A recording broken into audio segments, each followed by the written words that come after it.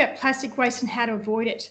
But I'd like to have a bit of a guide as to what you guys do to reduce waste. And I'm going to get you to jump into, if you can just get into menti.com, you can do that on your phone or on your, just a different window in your screen, and use that code. I'm just sorry, I'm just not sure if I've actually set it to share with you, which is something I should have done before we got to this point. Oh, stop sharing. Okay. Can you get into the Menti now?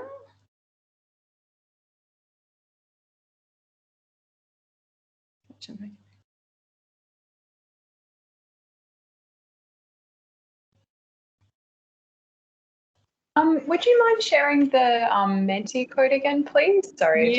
Yes, no, that's totally fair. I'm just popping it back up. I just realized that I didn't think I'd, yeah, can you see that now?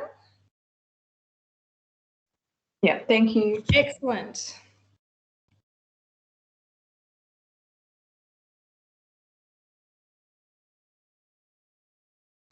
So really just how you, and it could be whatever you do, it might just be you use your keep cups, it might be that you take your containers to the store, you can put in as many things as you like. Has everyone got the code? I'm going to put that off so I can actually bring up the cloud to see what everyone's writing. I think I've got a, oh no, I can probably do it this way.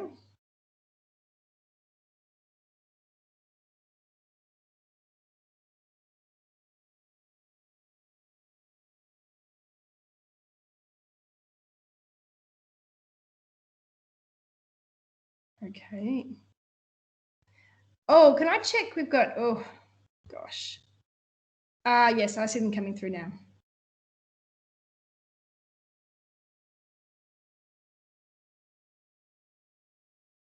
So can you see that? We've got a few answers coming through. People ask for paper bags. They don't use, they use reusable shopping bags, keep cups. Here, they're coming through now. Shampoo bars, reusable straws. Every time it gets answers, there you go, they're all coming in. And every time, reusable shopping bags is the one that's coming up the biggest. That means that's what most people are doing, but sometimes it's a bit sensitive in the sense that if you write keep cup with a space and keep cup without a space, it does it twice. That's okay. Bulk source food, reuse containers, shop with reusable bags, shampoo bars, keep cups, own straws. A lot of similarities coming through. Glass food containers. Aluminium foil to avoid the plastic, yep.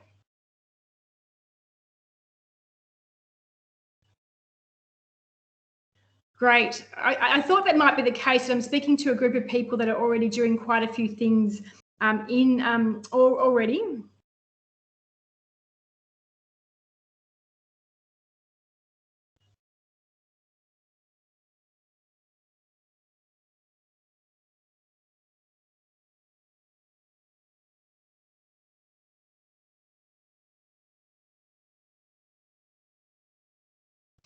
All right. Well, that's a bit of a guide as to what we're doing now. So when I go through this presentation, it seems like you've got like a lot of things covered, which is going to be a really good thing. But I will be covering a few things that hopefully you can use to take to the next level. As I go through this presentation, what I also like to do is give some insight into the thinking behind waste and the bigger picture of waste as well too. Some of this is not necessarily to educate you as to what it is, although maybe it might. Some of this is actually so that when you leave here and you speak with your colleagues or your friends or your family, you can take it with you in your toolkit to give them reasons as to why they should think about having less waste.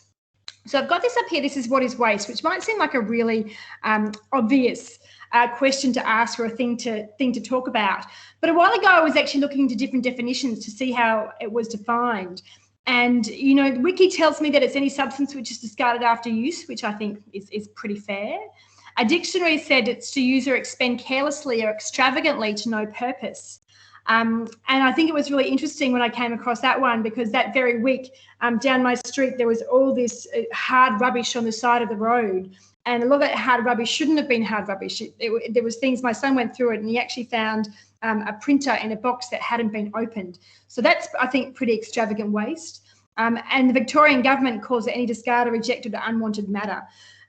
And I think really when we start looking at waste as to what it is, and I look at waste most of it as a resource, and when I look at single-use plastic waste, it certainly is a resource that we've wasted, especially when it's been used for such a short amount of time. So Chi wanted me to talk a bit about Plastic-Free July. I have the understanding that you're doing some plastic imperfect free July, I think was what she said. But Plastic-Free July is meant as a personal challenge. It's really about learning to make small changes and choosing to refuse single-use plastics. Now, it seems like most people here are already starting to do that. And different people look at Plastic-Free July in different ways. Some people jump in and go, right, I mean, Plastic-Free July is going to be no more plastic comes in, and that's the way we're going to do and move forwards. And that's absolutely great. Other people go Plastic-Free July, I'm going to look at what I'm doing and I'm going to take one more thing and see what else I can do. So when you leave from here, it's really up to you what you do, but let's dig a bit more into that. This is, I'm just going to skip past this. This is something else about plastics. I think the biggest thing with plastic I'd like to point out is that not all plastic is created equal. This is a plastic lunchbox. It was just a picture I got off the internet. It's not one of my lunchboxes, but it's a very, very plastic lunchbox. One thing I like to point out when I talk about Plastic-Free July is some people take it very literally and go, I can't have any plastic at all. I don't believe that's the case. It's more about the case of the single-use plastic, and plastics are really quite an important material in our life. It's very hard to get rid of it all. Like the laptop I've got is made of plastic. This particular laptop is made of recycled ocean plastic, but even if it's not, it's still plastic. It's just a single-use plastic. So when I look at the plastic box of one lunchbox and the plastic in all these takeaway containers, I can save an awful lot of plastic just by using one plastic container that's meant to last the test of time. When I talk about plastic and the single use and why we need to focus on the single use so much, this is what I call like the life of the spoon. I'm going to go through this fairly quickly. Not a lot of people realize this, but when I think of the life of the spoon, I really relate it to where it began, and it actually began as oil. It's a petroleum-based product, unless of course it's not plastic, but we're talking about the plastic spoons here. So it starts somewhere and they do some drilling somewhere in the world, and then they refine it. I've got this as an oil refinery with a beautiful sunset. I didn't title that. That's what Google gave me when I was looking for an image I could use some time ago. The sunset's probably the most picturesque thing about that factory. I'm not going to talk about what's going on inside, but typically we produce pellets and then ship it somewhere in the world. It will get turned into a spoon or a fork or a container or whatever it happens to be. We're just talking about a spoon. It'll be packaged up, probably shipped again, put on a shelf somewhere, and maybe it will actually get to look quite elegant on a display somewhere, or maybe it will just be used for a container. But after it's used, it will get tossed and discarded. And I get quite, almost short of breath when I talk about this because I do say it quite quickly. But the reality is, when I look at this, I think we go to a huge amount of effort for a single-use spoon just to save us the time to wash it. So when you start looking at single-use waste as a real lot of effort to get that item with you so that you can use it just once, for me, it just made sense that I really need to stop and think and avoid it as much as I can. And I tell this story so that hopefully you'll pass it on to others who don't quite get why they should be reducing the waste as well too. The reality is the plastic and single-use waste, there's got to be another way, and there's lots and lots of other ways, because we surely can't recycle our way out of this plastic pollution if we're just going to be using things for 5 minutes and then tossing them. So I look at reducing waste as the most sustainable approach. Now, I'm going to go through this fairly quickly. That way I'll give us more time for questions. But it just seems that coffee cups is something that you're doing quite well. I don't know how many people put in reusable cups. Maybe you all did. But the biggest thing that I like to take from this is that reusable coffee cups are the way to go, because these disposable cups can't be recycled. They can be recycled through very specialised facilities. I should throw that in because sometimes people do bring it up. But if they go through your council curbside recycling bins, they can't manage them and they will end up in landfill. I use this image. It's one I've only put in quite recently, just because some of the cafes I've found, some of them, well, I've heard, because the local one to me is quite good. They've told people they can't use their keep cups anymore, and it's been a COVID thing. Now, I can understand why they want to be mindful of that, and I want to be respectful, because nobody wants to be caught out by doing the wrong thing. But on the other hand, I know a lot of cafes do this now, and this was one that I actually asked my local cafe if we could use. Well, they actually put the cup down. They filled the cup. They didn't touch the cup, and you picked it up. So it's a much safer, contactless way to do it, to do the reusable cup. So I tell that story. So if you're ever in a cafe and they say they get funny about your keep cup, then you can just say, well, just don't touch it. Just put it down and fill it. And I have heard of people who've taken that advice, asked their cafe if they could do it, and been totally fine. They just didn't have that thought themselves in the first place. The next thing I'm going to talk about is never buying bottled water. Now, to many, this is really, really quite obvious, but often people have their keep cup and not their refillable water bottle. So the reality is there's actually, for every litre of water that we drink, 4 litres of water can be used in the manufacture of that plastic too. So there's a huge amount of waste there, and water bottles are one of the easiest things to refill, or just your refillable bottle as well. Reusable bags are quite obvious to many people, but sometimes you've really got to make that call. And I say that, I told you a story when I decided that I didn't want to be having those bags under my sink. Now, this was maybe about, what my kids are, he's in year 9, so it was probably 7 or 8 years ago that I made the determination to never get another plastic bag from the store again. And the way I would do that was, this is my front door, you can see pictured here. I would make sure that when I had the plastic bags, I would take them to the door or the container. So I would either put it in my backpack or the car, whatever I was using that day, and take it with me to reuse. My kids will tell you stories. I don't know if they were, at first it was fun, and then I think they found it embarrassing, but that's what happens with kids. Parents become embarrassing.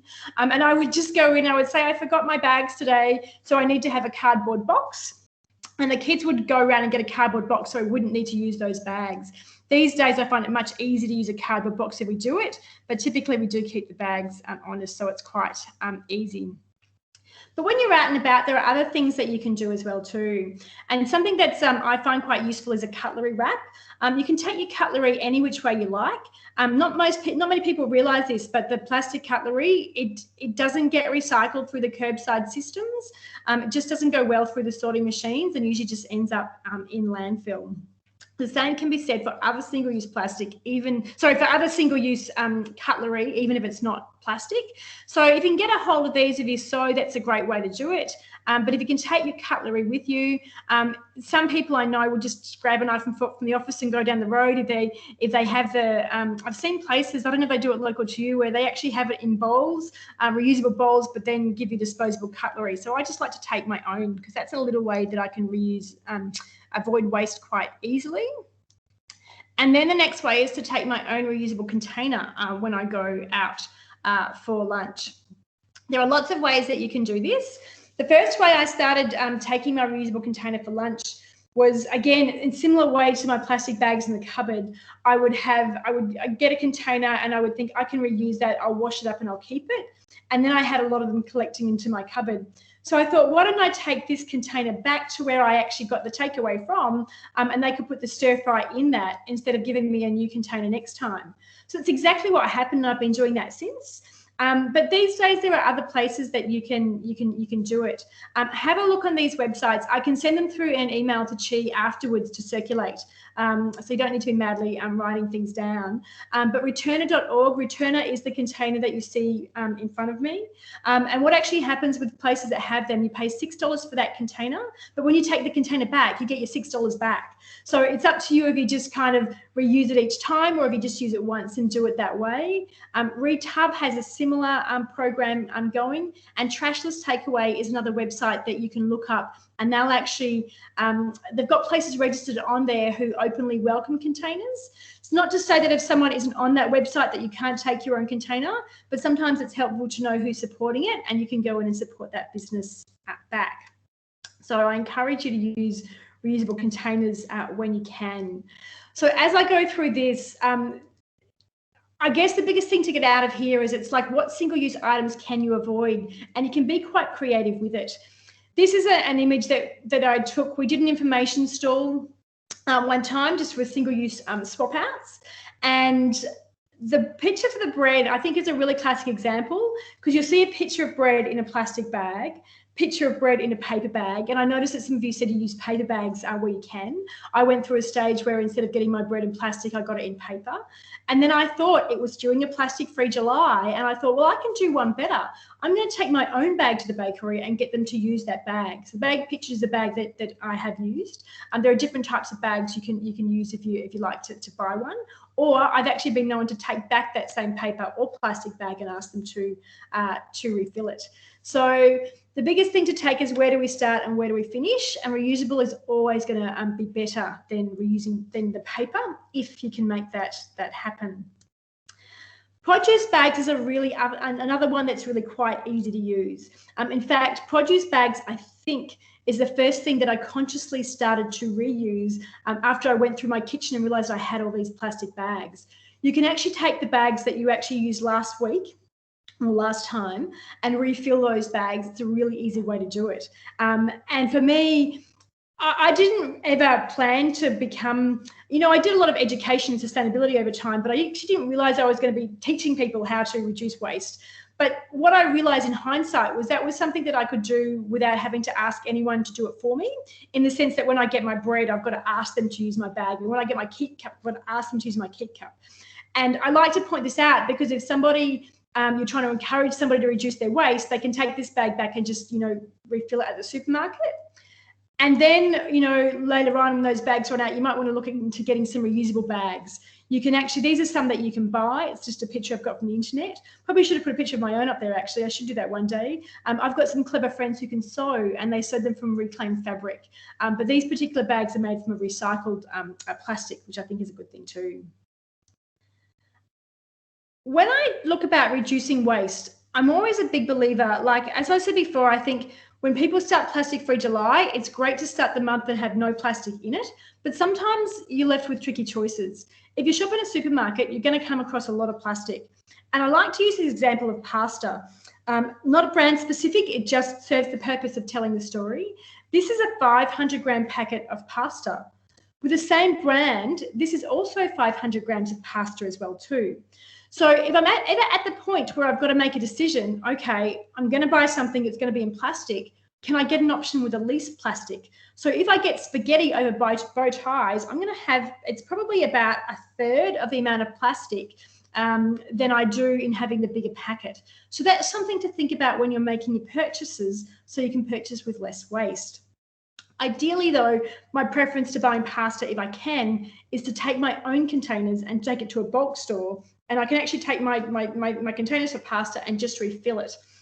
Some of these bulk stores will also have things like your detergents, your washing, cleaning, even personal care for shampoos and things as well too. So you can take your containers and refill in that same way. This is an image here of one time I went shopping. These containers I all took with me. So when I came back, that was just them on the shelf before they went away.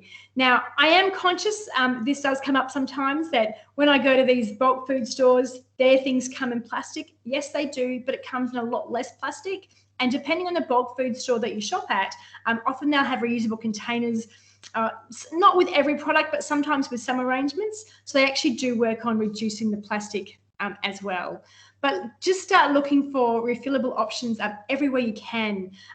They've changed their packaging now, if you're familiar with Schultz. There are different brands. Schultz is a Victorian brand. I'm not sure it's available out of the state, but I know that there's Barumba from Queensland, and there are probably other brands throughout Australia as well too. So have a look and ask to see refillable glass bottles. You just get that bottle, just if you're not familiar with it, is I'll just rinse that bottle out. I rinse it out quite well so there's no milk left, and then I take it back, and then they refill it themselves.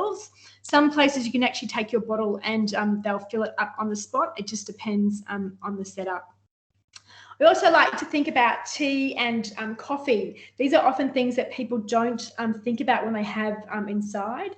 If you have, one of those machines, one of those pod machines, And I'm not a big fan of the pod machines, but some people have them. But the great thing about it is if you do have the pod machines, you can actually get reusable pods. There's a company called Crema Joe, but who've been doing it for a long time. But if you look it up, there are lots of different brands and you can just save the waste that way. And a lot of people don't realize that tea leaves, not all plastic bags, but most of them, especially the big commercial brands, the tea bags do have plastic in them, and you can tell by composting them, the plastic bag will remain. So if you can look for a loose leaf option, that can be the way to go. Or if you've got a herb garden, just use herbs from your own garden. Really simple way to reduce plastic when you're taking it up the next level. Even things like tea towel covers, like tea towels for covers. Often I'll use a tea towel to cover something if I'm baking, or even still in the fridge. Instead of getting a bowl and putting plastic on that bowl to cover it, I'll put like a plate or a tea towel over the bowl, which can reduce a lot of waste. And I've just got this picture of the biscuits in here, which might seem a little bit random because it's not quite plastic, but baking paper is something we can avoid just by cooking on the tray. Not hard to clean up, but it's just a thought that we can do as well. Something else I want to move on to, because often when people think about single-use waste, they think about what's going on in their kitchen and with their food. It's the most obvious thing. But often with the cleaning, we don't realise the waste that's created from that. So something I want to talk about here, there's a few different ways we can go about cleaning alternatives to reduce waste. You can buy a dish soap, as you can see pictured, as an actual soap. You can get, I don't know, you can get these little metal containers that you can use just to pop in the sink, or I don't have one. I just put it in and it dissolves quite naturally like that, which means I can avoid the plastic bags. If you crochet, you can also, you've got to use natural fibres. It doesn't work with the synthetics, I'm told. I don't crochet, but I know people who do. And these dishcloths will last for a very long time. And the reason I like to talk about this type of thing is a lot of people use the scourers, the green scourers. And as you do that, you might notice that they kind of wear away to the point you can't use them anymore. That is actually plastic, and it's microplastics going down your drain. So it's really important that we look to avoid them. Other ways that we can avoid things like that is using a coconut scrubber. You can get them quite readily from different stores. Like I used to be able to tell 2 or 3 stores. I think Biome and Flora and Fauna were online stores. But if you look around locally, I find like these are Christy. Yeah. This week at Aldi, I don't know if it's in your state, but in New South Wales, they have coconut scrubbers this week and a few other zero waste things. Excellent. Perfect. So I'm glad you. But I stocked up because they're really good. They are really good. And what I found with these coconut scrubbers is I don't know how long the manufacturer says they last for, but I've had mine last for over a year, maybe 18 months, until it just didn't seem to be quite being as effective as it used to be. So these are, I don't know what the price of Aldi's are. They're probably a little bit cheaper than these because Aldi's usually cheaper with everything. I think the first time I bought one of these, it was maybe like $5 or $6. But in terms of longevity, like the plastic scourers, it outlasts them. And when you're done with them, you just, they say just pop them in the compost. I should pop mine in the compost to use. I often have them when I don't do it online. I'll have a visual thing, and I've got my old one that people do. My only tip is just make sure you get the food out of them. Sometimes if you're cleaning certain things, it'll just get a bit stuck in there. Not in a bad way. I just kind of, tap it on the kitchen sink and run a bit of water through it, and it will be good to go. The only complaints I've had from people is when they haven't cleaned food out, but that's no surprise to hear, really. The other thing I want to talk about is the recycled plastic. Now, I have this brand here. There's other brands I could use, and I'm very conscious of not, I've got no affiliation with these brands. I just like to point that out quite clearly. But this particular brand I like to show is because it's made from 100% recycled plastic, and you can get it from most supermarkets as well too. It's also quite price effective. And I think it's really important that if we do have plastic and we do recycle it, which I expect that, everyone here does when they get plastic, if we're not buying products or packaging that's made from recycled plastic, then we're not recycling. So if you don't get a hold of the soap bars, or the soap bars don't work for you, then just look for that packaging alternative there. So that's my hints with cleaning. There's a lot of things we can do with cleaning, but I hope that we can avoid a bit of plastic that way. I also want to talk about personal care, because personal care is something that often gets overlooked. But once you start looking through your kitchen and removing your plastic waste, when you start looking into other areas of your home, particularly your bathroom, there's a huge amount of plastic in there. In fact, I used to have a lot of plastic there. I had plastic shampoo bottles, I had plastic soap on taps, all sorts of things there. So one of the first shifts I made was just moving to soap. And, you know, sometimes you've got to look into the soap for the ingredients, but that's the same for the shampoo as well too. Not getting into the ingredients of things these days, that's something that you can do if you wish to. But other ways you can do it is there are shampoo bars, and I think I saw some people are already using shampoo bars. I think shampoo bars are great for many people, but I'm very upfront in saying that they didn't work for me. What I use instead of shampoo bars, and I wish I'd started with this in the first place, is bicarb. Just bicarb in my hair. I put bicarb in. I put it in dry when my hair's dry before I get into the shower. Some people make it into a paste and they put it in their hair. And I'll just do that and rinse that through, and then I'll get a vinegar, either just a normal white vinegar, or I like using the apple cider vinegar sometimes. I might put some rosemary in there and just let it sit for a week before I use it if I want it scented. And that really simple process for me, I have found, is the most effective thing. So I encourage you to try that out, whether it's the bicarb and vinegar. Some people are sensitive to bicarb, it doesn't work for them. So I'm just really mindful of that as well too. But there are many, many ways that you can start looking to reduce that plastic there. The other things you can do is look for refillable options. I mentioned that some of the bulk stores, you can take your containers in and they'll refill those containers for you. Or this particular one here, I love the brand name, Single Use Ain't Sexy, because I think it's a bit of fun. And they actually you get a little tablet and you put that tablet into that container. That's actually a glass container. Doesn't look glass, but it is glass. And that makes a foaming soap wash. So that small tablet actually saves a lot of liquid being transported all over because it's in such a concentrated form. There are so many options out there. There's so many different brands that do this these days that it's really great to look at them. But I think it's really important when we talk about single waste, because you get to single-use waste, you get to a point that you think you've covered a lot, but when you look everywhere, there are so many ways that we can reduce waste that way. I thought I'd also include this one quite briefly because personal care is something that often gets overlooked. I don't know for how many women or men are here, but I think it's good for men to know because they're going to have wives or daughters or partners. And the sanitary, I also like to point out, this is a really simple way to save a lot of waste. And when I first started using reusable sanitary, I'm very upfront in saying that when I first heard about it, I thought this was crossing my line. I reduced a lot of waste. This is it. And if that's the way you feel, then that's okay too. But then I actually was around people who were talking about it and they were actually saying how they could never run out of these things. And I thought, well, maybe that's a great idea and I'll try it. And I'm really glad I did, because come the first COVID lockdown, I saw people going, oh my gosh, I can't get a hold of this stuff. And I'm just like, well, just get reusables. You can never run out. And on top of that, never running out, which I think is a really good thing. It saves you a lot of money too, because you're not buying these things each month. So that's a personal thing, but I think it's really worth considering if we're going to be taking plastic free to the next level. Now this is we're getting to the end now, and this isn't quite plastic free, but it is about reducing waste. And I think it's really appropriate to think about these things as well too, because once I actually went on that plastic free journey and I realized that a lot of my clothes were plastic, when you've got nylons and polyesters and synthetics, they're all made of plastic. It actually made me start to look at my clothes differently.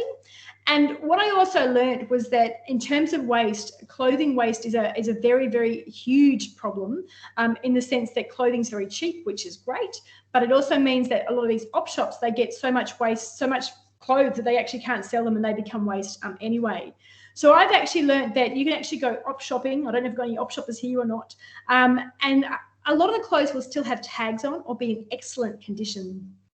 And even if you don't do that, repairing is a great way to reduce your waste as well too. I've seen people, I can't believe it, like the buttons come off, I've got to throw it out.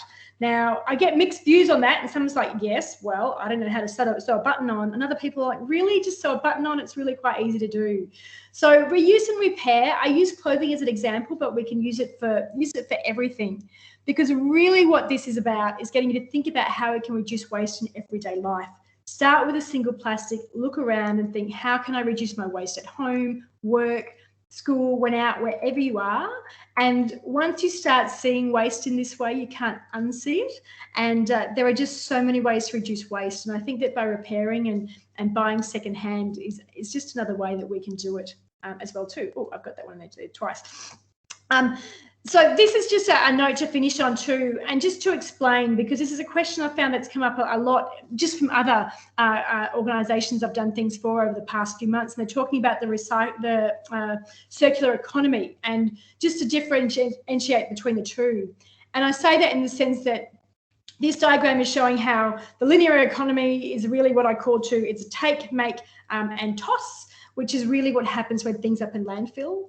When we start looking at recycling, what happens is we take it and we use it and we recycle it. Recycling still uses resources, but sometimes the recycling process, as it breaks down, it still becomes waste. But if we can start looking at it more circular and go, rightio, okay, can we repair it, reuse it, return it, repurpose it, share it, and actually start looking at it in a real sort of grassroots community way, it becomes more obvious that every time we use something once and toss it, it doesn't matter if it's plastic or even something else. If we can just think, rightio, how can we keep this going and never put it in the bin, then it just makes reducing waste much, much easier all the way around.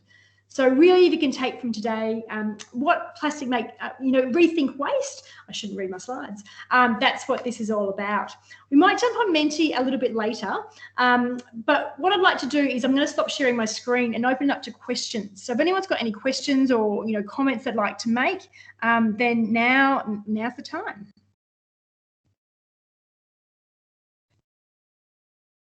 Do we have any questions in the chat box at Chi-Chi, or would people just like to turn on their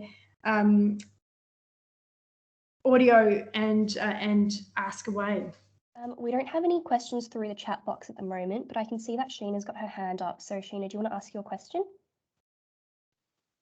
Yes, thank you. And thanks for the presentation, Kirsty. It was really interesting, and I'm glad Chi-Chi recorded it because I think I might have to force my mum to watch it. I actually had a couple of questions, but I'll restrict myself to one for now.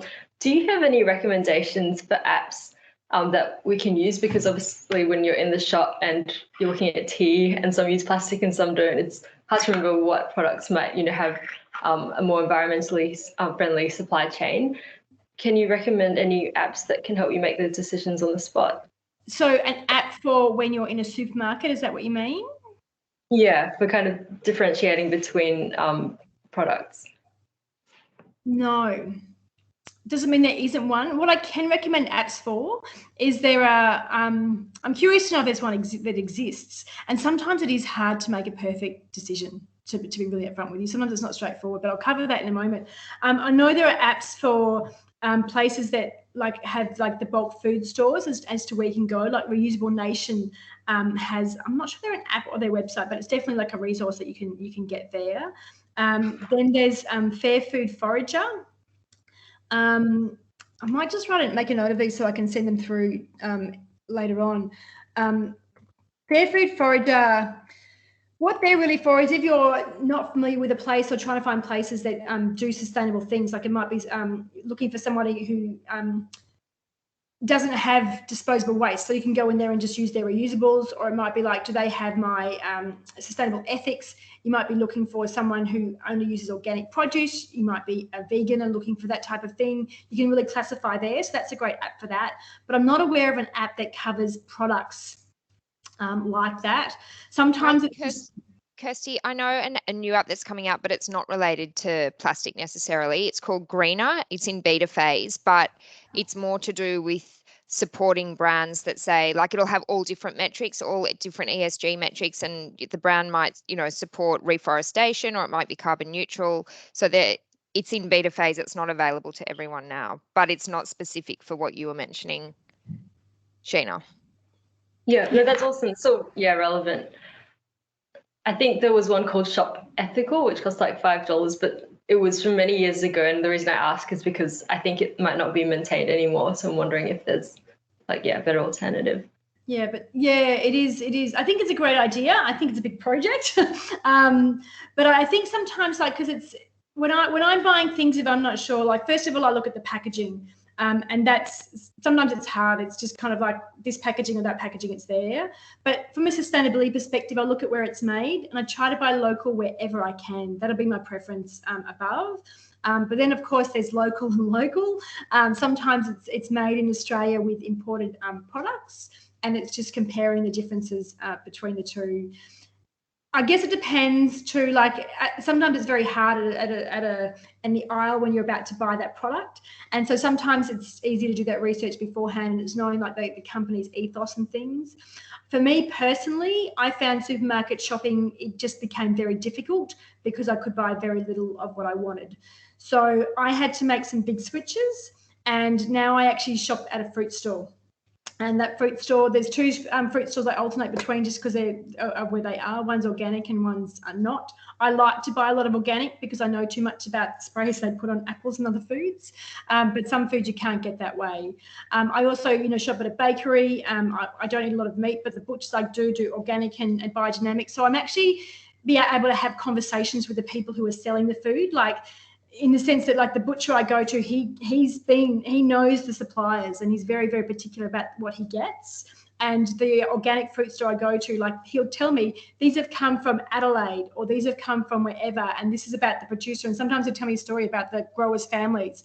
Now, not all fruit stores are like that. I know they can be hard to find, but that's what I started doing because I felt much better supporting 4 or 5 local businesses rather than a big supermarket chain. Not everyone can make that switch, but that was something that I felt really good about doing because I couldn't shop the way I wanted to when I went to the major supermarkets. Thank you. I know I answered over that a bit, but I hope it helped. Do we have any more questions? Yes, we do have a question from Carissa. She asked, how do you suggest navigating the price differences of sustainable alternatives? For example, oats and pasta at my local bulk food store is almost 3 times the price of Woolies and Coles. That's tricky. Sometimes I do find pasta can be a bit more expensive, and that's a trade-off that you have to make. I find oats isn't at mine, sorry, but that's the case. I think you do have to make those decisions, and if you're on a tight budget, then sometimes it can be tough. Sometimes it's worth emailing the manufacturers and saying, hey, I really would like to buy your product, but can you be a bit more sustainable about it? Is there any way we could do it there? I think it depends on the bulk food store as well too. For transparency, I'm actually in Melbourne, and if you know Melbourne, the local one to me is the Full Pantry. I find them quite reasonably priced. I do have heard stories of others that aren't as reasonably priced, and that's just quite a tricky thing. Sometimes I find though that sometimes there are places you can use them for, like specialty places, like some of the nut stores. You can take your containers; it can be a bit cheaper. But sometimes products are more expensive. I don't know why. But the catch is sometimes when I look at different products, so I did do some price gauging at one stage, and sometimes I find that on a supermarket shelf, the price of pasta can vary a lot, and sometimes it's a different quality. So if price point's an issue and pasta's more expensive, then you're just going to have to make that choice. But Kirsty, can I just give my insight? And I'm sorry to keep jumping in, but I just totally agree with you. Just because I live zero waste as well. But the way I justify it to myself and to my husband, to be honest, is what you mentioned about, like, you're basically on a slippery slope to buying less, and you buy less clothing, you buy less everything. So if you embrace the lifestyle, I think overall you're buying far, far less and spending far less money generally. So it's all swings and roundabouts. And the other thing with the oats and the nuts as well, if you're making your own oat milk or your own nut milk, you've also got to factor in what you're saving and not buying like $7 of Nutty Bruce or whatever it was that you used to buy as well. So I think how you leverage those items like oats or nuts also should be considered as well. Yeah, that's how I justify it to my husband. Yeah, totally. I really like that explanation. What I was going to say, and I think that I'm glad that you did bring that up too, is I found overall some things did cost a bit more, but a lot of things cost a lot less. So I didn't feel like I was spending more. I wish I'd thought about it. So I started doing spreadsheets and charts before and after. I do like a good spreadsheet, but sometimes you've got to think to do it. But because I find that I'm saving money in other ways, like I might not be spending as much on my clothes, so I can spend it on food. And I've also been a big believer with food. This is just my personal philosophy, and it might not be yours, and that's okay, is that when it comes to food, I'd actually prefer to spend a bit more money on good food, knowing where that food's come from and knowing that it hasn't been over-processed. I know oats is a basic food and you wouldn't think that that's the case, but sometimes it is. And I just like going to farmers markets. So I think sometimes farmers markets aren't always cheaper than the supermarkets, but it's a better quality. But it is, I find that overall I'm generally saving money, but sometimes it does depend on the food that you buy. And what I like about the bulk food stores with some things is that, you know, I can buy a kilo of something in the stores, but I might only want, I don't know, a quarter of a cup. So I can actually get that small amount. So even if I pay a bit more for it, I'm technically saving because I might throw the rest of that packet out, which I would hate to do if it wasn't used. So it's that trade-off that you've got to make. I hope that helps. Thank you.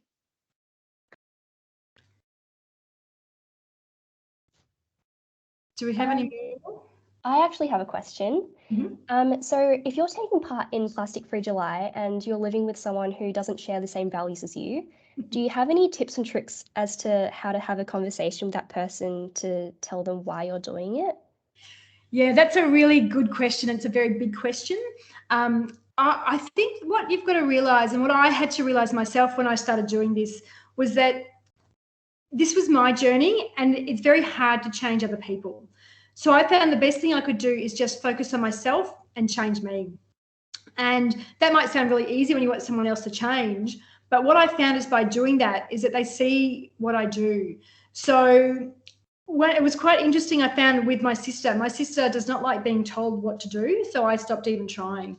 But what she did was she witnessed me do it, and she's witnessed me going, I don't have Glad Wrap anymore. So you know how you want Glad Wrap? I don't have it. Instead of using Glad Wrap, I would use, you know, different beeswax wraps or covers, or just different things like that. And she saw me do that for long enough that one day she turned around and said, do you know what? I don't want to buy Glad Wrap anymore. So what should I do? And that really surprised me because then it opened up that conversation. But if I had pushed her to try and do it, I know my sister well enough to know that that barrier would have gone up. So you've got to look at what you're up against and just decide, are they going to listen to me? And if they're not, then I really do believe, just focus on yourself, keep doing what you're doing. Quite often when you're doing it and you've got your partner or a friend or someone that you live with, people see phases, you know, let's try this and it doesn't work out. And they're probably waiting for you to finish this phase so they can just move, you know, you can move back to the rest of your lives. But when they realize that it's not going away, and that might take a few weeks, it might take a few months, it might take a few years, you'd be surprised. Eventually they'll come up and go, do you know what? I got this and I got this in a reusable container, or I did something. Are you proud of me? And you just go, yes, I'm proud of you. Or they might have an amazing idea and you go, oh, where have I heard that before? That's an amazing idea, let's do it. So it may not be quite the answer that you want, but I just found that it's an education process. And if you lead by example, then people will follow. And it's a little bit easier, but it takes a bit longer. And if anyone else has any ideas about that, then feel free to share. Sweet, thanks, Kirsty.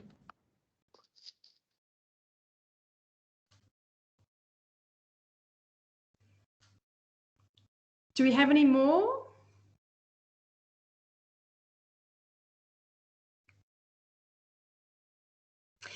If we don't have any more than that, then what I might do is I've got another thought that follows on from the question that we just had.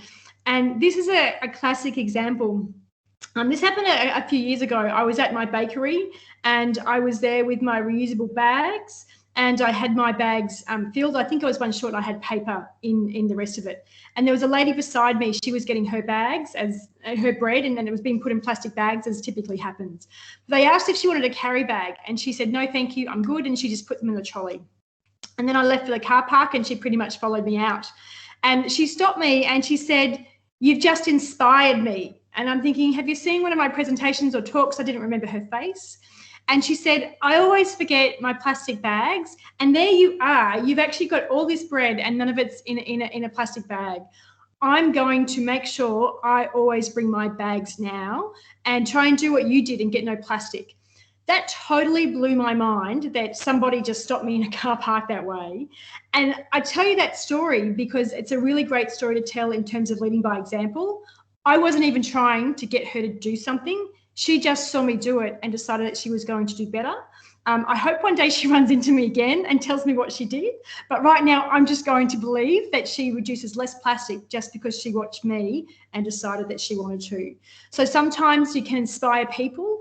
Most people won't stop you in a car park. And if you keep doing what you do, I can almost guarantee that you've inspired people to do something just because they saw you do it, but they didn't stop to tell you that story.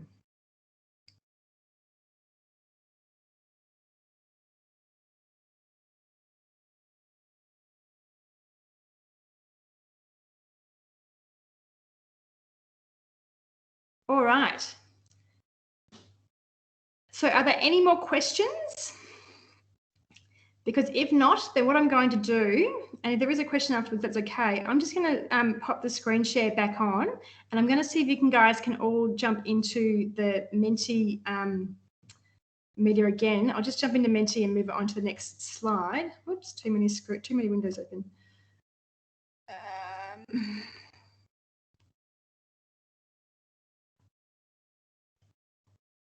So now I'm going to get you to jump back in there. Hopefully you'll have a different screen now. I'll just bring this back up. Can you see the PowerPoint? That's not on the screen share, is it? No, we can't see anything just yet. Okay. Okay. So now I'm going to ask you what plastic-free switches will you make in the next few weeks in Plastic-Free July. So it's the same code to get back in. It should be the same link, but you should have a different question this time. Can someone just let me know if that's working?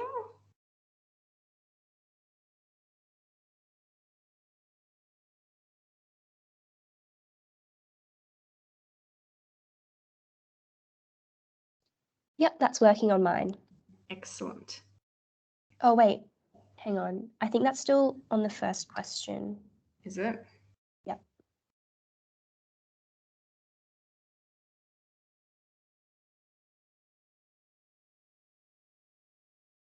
Oh, I know. Hang on. Radio.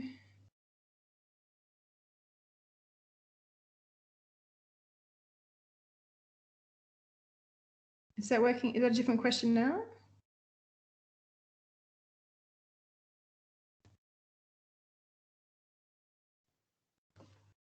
I'm not sure about anyone else, but I'm still getting the same one.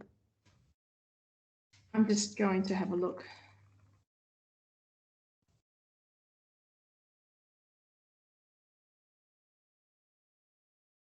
Oh, it should be working. Maybe refresh the screen. Oh, no, hang on. It's not working.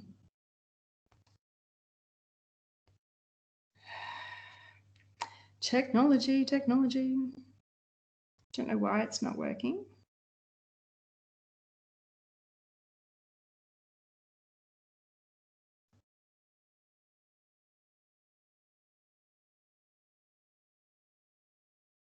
No, that's definitely the old one. Sorry about this. There's that moment of, oh my gosh. I'm not quite sure. Hang on. What plastic-free switches will you make?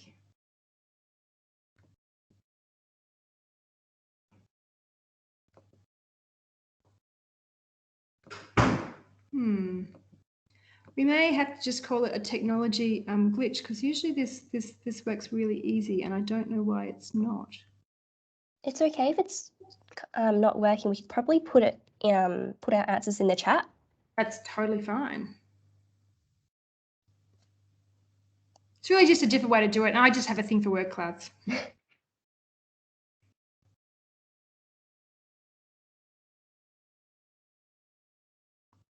Okay, so the question was what plastic-free switches will you make? Yeah, just really, I guess it's what will you take from this and what will you do? I just like to get the feedback so I know.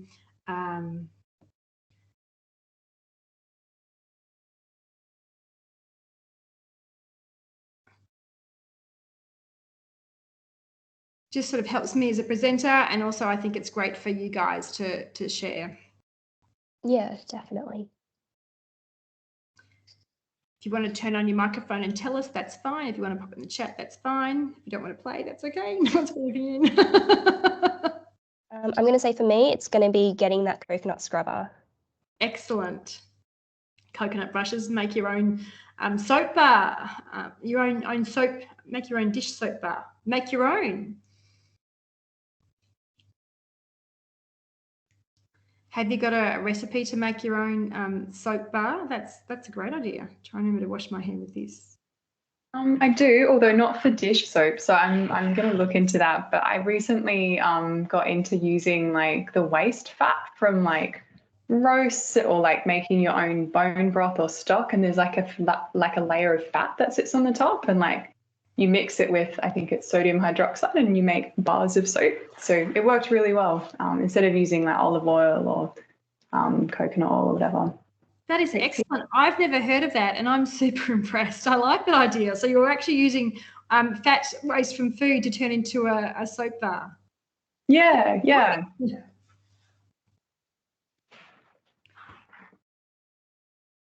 Washing your hair with washing your dreads. You've got dreads.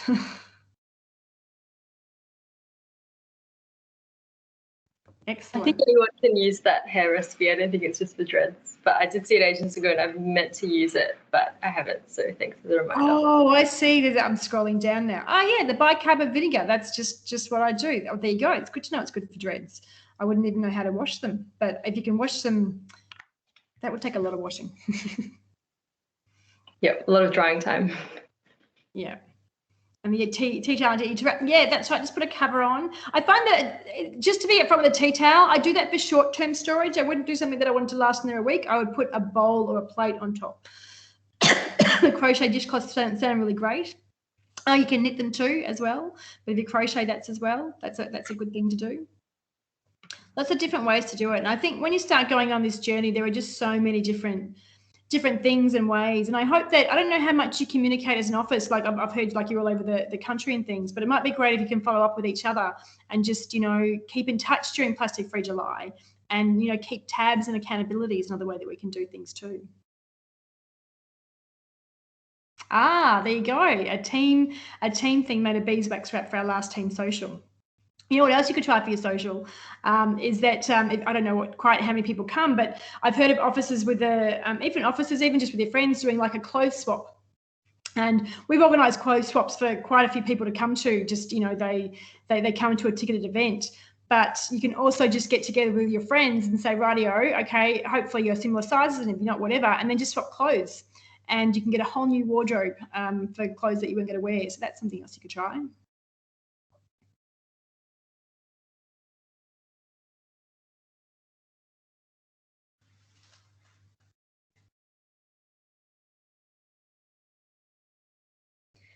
Excellent. Well, I hope you've all got something from today. If you want to, my website, I might just pop it up here. I don't have a lot on my website. I've learned how to do a website, and so I'm building it up now. I do have a newsletter that goes out very infrequently. I think I've sent maybe once out this year. But if you're interested in keeping in touch or having a bit more information, you're welcome to sign up to my newsletter, and on the occasional time it comes out, I'll pop it through. Otherwise, you can follow me on socials if that's your thing. Sweet. Thank you so much, Kirsty, for that presentation. I've definitely learned a lot, and we'll be taking away some tips and tricks to be implementing in Plastic Free July. So thank you. Excellent. No worries.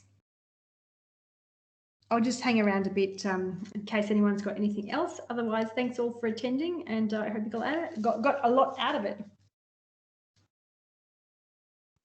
Thank you. Thank you, Kirsty. Kirsty, can I ask you just one thing quickly, which is the question that I put on hold, about reusing single-use plastic bags, like, for the fruit and veggies that you get. And you showed the picture of them next to your door, and sometimes I try to put them inside my reusable shopping bag so I remember to take them out. But I've kind of always wondered, is there a limit to how many times you should reuse it because of the plastic degrading or being harmful in any way? I don't think there is. I reuse it until I can't. And by I can't, I mean those the fruit bag, the produce bags, they're not designed to last a long time. So they get holes in them and they fall apart. So if they're falling apart, then it's done its time. But I don't put a number on that. I haven't used them in quite a while, but some of them I could use them maybe once, depending what I put once or twice. Some I just use for a long time, but I never tracked how often I used them. No. Cool. Good to know. Thank you again for the session. I'll sign off from the Perth office. Excellent.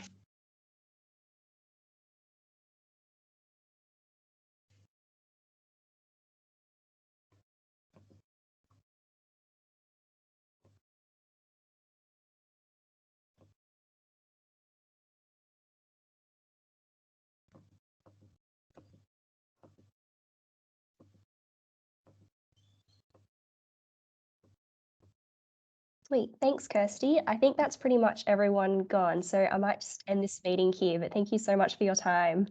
Excellent. No worries. Alrighty. Thank you. Bye. Bye now.